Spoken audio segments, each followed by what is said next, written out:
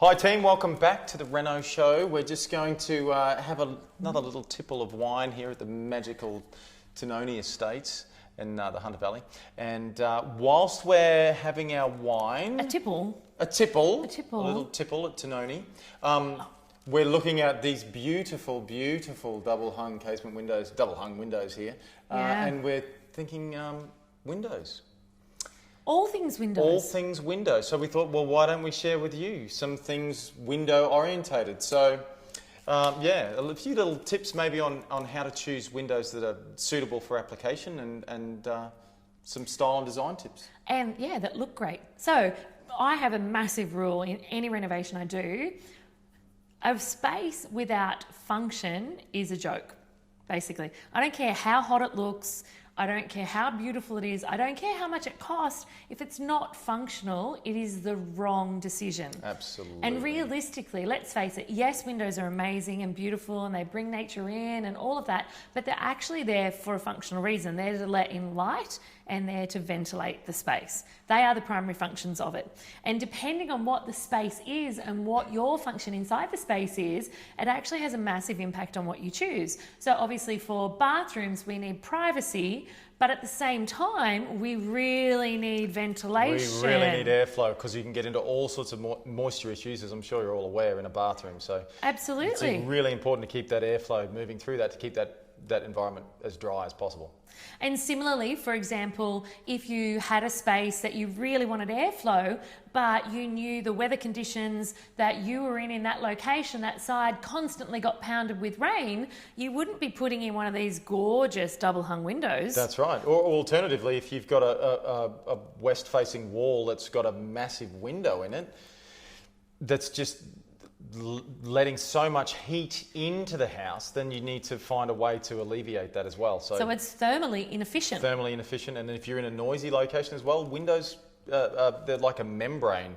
They're portals, aren't they? Yeah, that's right. So they can bring a lot of noise in as well if you don't do it the right way. So let's have a think about them. So what about a casement? Casements are great and beautiful. And when really are they good for airflow. Amazing for airflow. But let's talk security. So if you've got a casement window, for those that don't know, a casement window will be a side hinge window that opens outwards. Like a door. Like a door, basically, yeah, as a window. So it's opening out. So from the inside to open that out, you've immediately negated any sort of security screening on that, because you can't. Or fly screening. Unless you have the internal ones. Unless you have the fold down ones and things like that you can get. So that's really important as well to consider. Really good for airflow. Amazing and beautiful. And really nice to look at. But because they open out as well, and if you're in a single story dwelling or something like that and it opens onto a walkway or something like that. A deck. Constantly walking around those. And as everyone knows, if it's the corner of your casement window ends here, you're not looking there when you're walking. So you're constantly barking your head on that. And similar thing happens with the beautiful big bifold windows that people often have. I have a friend who has a beautiful big bifold window on top of a servery. Yep. But it hangs out quite substantially, and it hangs out about the height of my 5-year-old's forehead. And so it's an amazing, beautiful way to open up that kitchen and dining. But in that circumstance, they maybe would have been better off putting in a gas lift. That's right. So you need to consider the implications of the window open as well as the window closed. So fantastic way to put it. That's right. And if you're going to put a bifold over a servery, then maybe you should consider extending your servery to be past the edge of the bifold when it's fully open as well. So cool. So it's not just about the window, it's about what's around it. Exactly. So, and then bifolds again, can be quite easily secured, top and bottom, because you can put a drop bolt on each section of that window. They are a little bit more expensive to buy. There's a fair bit of working machinery in a bifold. And there's a fair bit of work in making sure it's installed correctly, because it actually has to slide over quite a big distance and slide well. That's right. So, and there's a lot of moving parts in it, so there's a lot of things that potentially can go wrong, so it's important to get it right to start with. A lot of bifolds are double tracked, so there's one at the top and one at the bottom, and it will track through both. But you can also get them just to hang. Which helps when it comes to the tracking mechanism on the bifold. So. You know what I'm a massive fan of? I'm a fan Tell me what you're a massive fan of. I'm a massive fan of this Fidello, but I'm also a massive fan of an awning window. I really do love an awning window for a couple of reasons. So I'm huge on ventilation. My children are always like, Mum, it's cold. I'm like, we need to air the house. We need ventilation. It'll get rid of all the germs of 4 children, you know. Good luck. Yeah, exactly. But I do love it because if it's raining, I can have it open. If I'm out of the house, I can have it open and locked. Yes. You know, so I can have secure ventilation and even protective ventilation in a summer or a winter storm. I don't have to go out to work and worry that it's going to rain and everything in the house is going to get flooded. That's right. One time in 11 years have I ever had water up and inside, and it was a horrific storm, my awning windows. So I think sometimes they're not perfect for everything. They're certainly not perfect if anyone's going to be walking out there or at head height. You know, they're certainly not perfect in that circumstance. They do need internal screening. Yeah, you can security screen them. So they, from a security point of view, they're perfectly valid as a choice. Absolutely. But I do love them for that, because for wind and security, you can have them locked open. I tell you Or what's for water, sorry. another good thing too is if you have eaves over your windows and you have a double hung window, so you have similar to these ones here, you can't see them on the camera, I'm sorry, but it's basically the outside window is at the top and the inside window is at the bottom, and they both slide against each other. Yes. So if you're in a weathered, that's got weather protection and it's raining, you can close the bottom window and open the top window. Yeah, so great for double hung. Yeah, so great for double hung in that case, and all that hot, moist air can go out through the top window, and you've still got weatherproof from the bottom. Good bringing up another point. Well done, Rowan. Double hung windows in second stories. Yes. Floor to ceiling. So there are regulations in our country for safety when you're in a window of a certain height above the ground, especially a second story, but even if you have an elevated property, about window openings that go to ground. Lots of the older homes used to have double hungs floor to ceiling. That's right. And they're obviously, if you have a toddler crawling around and it's literally just secured with a fly screen when it's open, that is an issue. That's so you right. do need to always think about how high you are off the ground and what the Building Code of Australia says in regard to what windows you're allowed to have there. And even if it is an opening, even if it's a fixed pane above a certain height, there needs to be a specific grade of glass. That's right, yeah, safety glass in that. Also, if your window abuts... I always get serious, don't I? I know, but it's important. Sorry. You need to consider these things. Also, if your window abuts a pool area, Huge.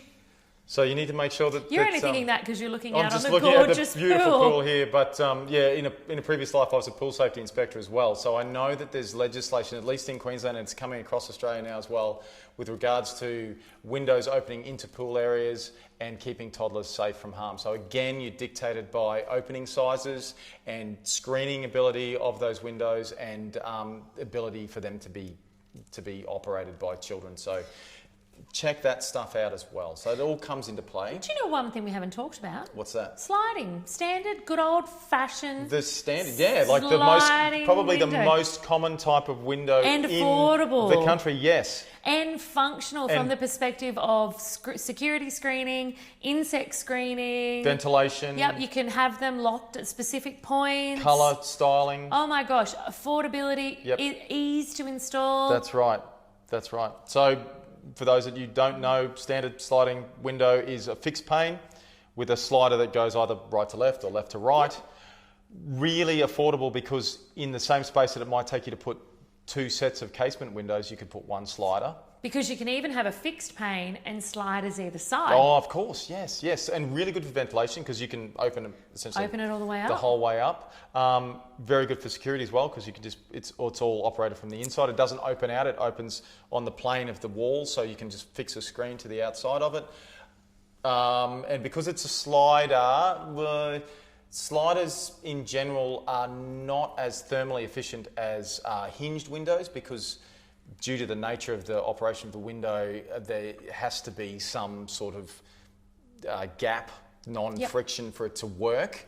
Whereas a casement window, for example, or an getting all awning tech. window, yeah, will close hard Completely against close. something. Yeah, so you can get less air leakage in that.